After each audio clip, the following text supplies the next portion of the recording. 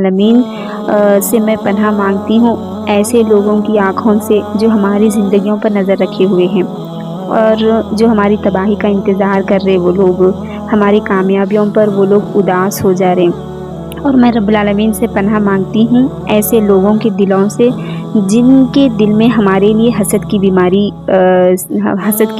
ہے، اور ایسے لوگوں سے جو ہماری راہ میں رکاوٹیں ڈالنے کی کوشش کر رہے۔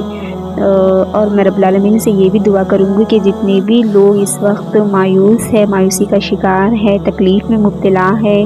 منفی خیالات ان کے دماغوں میں آ دیں، ان کی دکھوں کو خوشیوں میں بدل دیں، ان کی تمام تکلیفوں کو